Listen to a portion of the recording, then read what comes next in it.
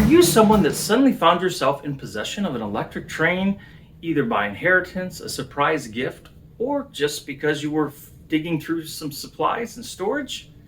If this is you, stick around. Let's talk about that today on Austin's American Flyer.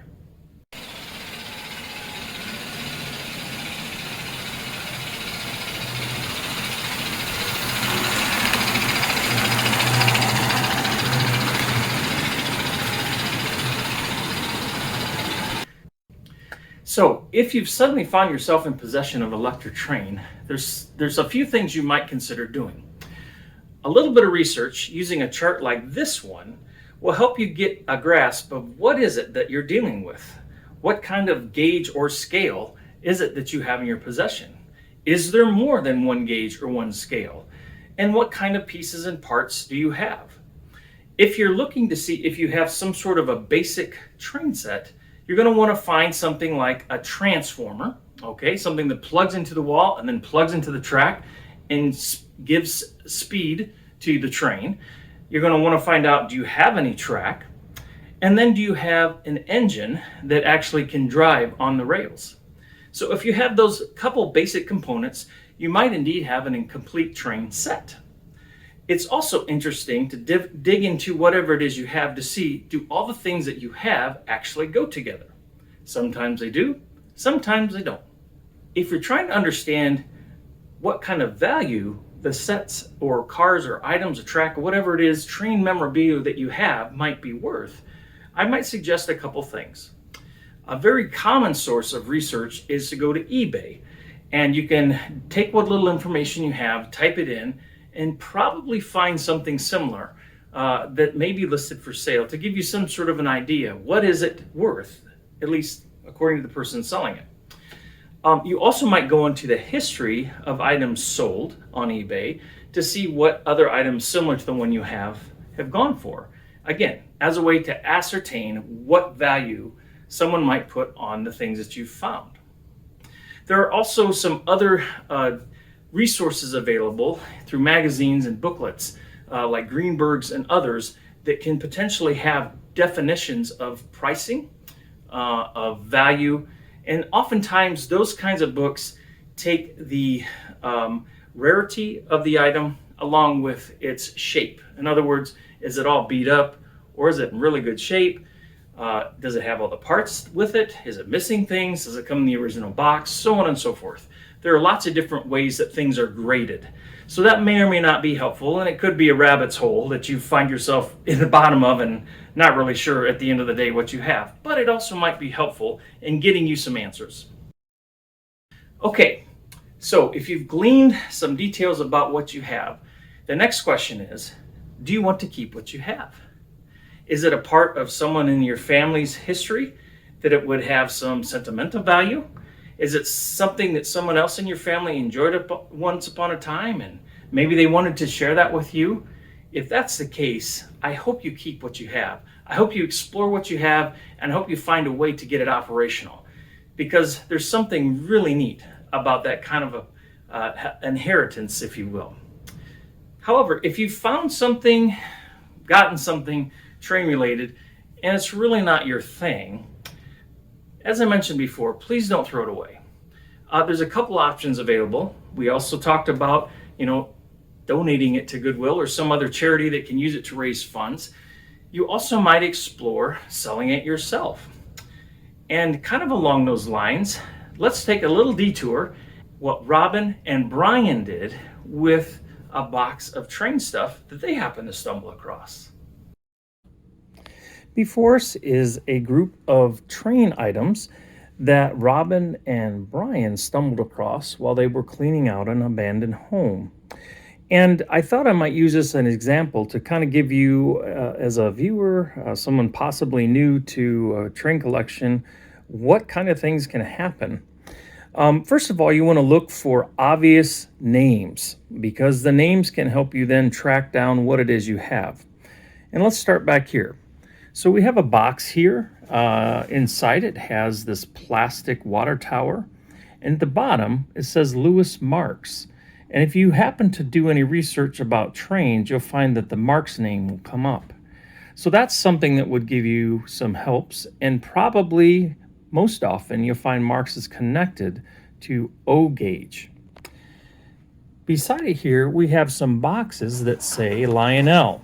This is another name that if you do much electric train research, you'll certainly come across. And in these particular cases, these boxes have some details on the end.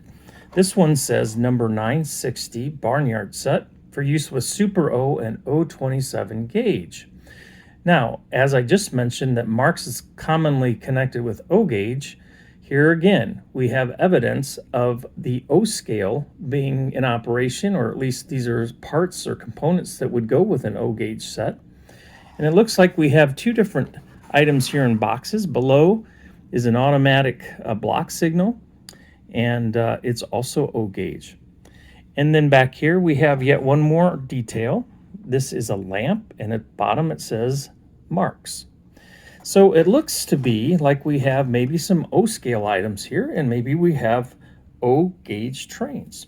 So let's keep looking and see what else we have. Now in front of us we have several boxes, and these boxes have yet a different name, American Flyer. And at first glance, that's a cool name, but it doesn't necessarily tell us much about how this might relate to the things back there. Inside here is a booklet that has some additional details. And if we look through this booklet, we soon discover that, oh, wait, these items are not O scale. In fact, this American Flyer stuff in front of us is called S scale.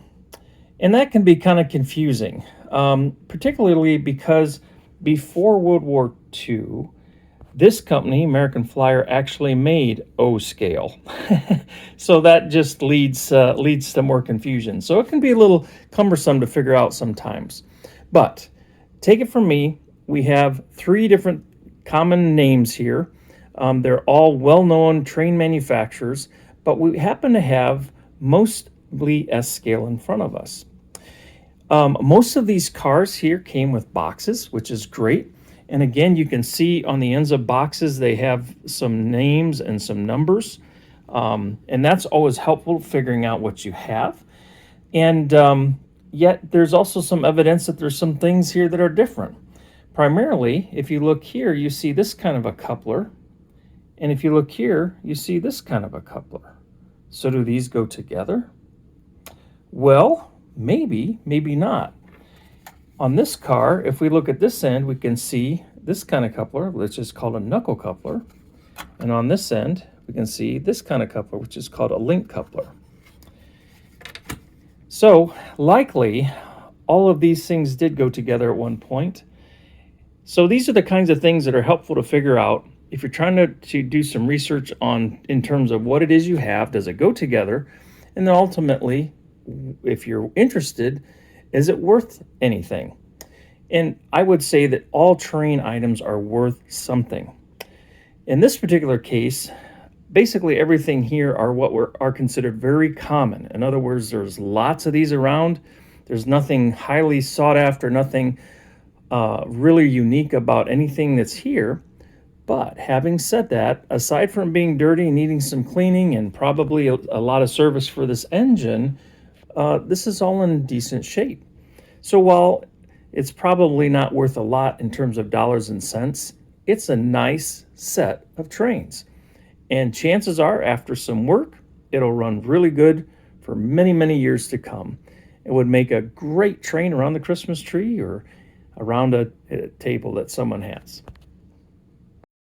So I hope this has been helpful to you as you think about what to do with these trains you're suddenly presented with. And as a few closing comments, let me first say, my name is Austin, and trains are a fantastic hobby, and they develop your creative abilities, they help you develop mechanical abilities. They're just a wonderful outlet, and they're also a fun thing that you can share with friends and family. So if you're not in the hobby now, please consider joining it, because we would love to have you.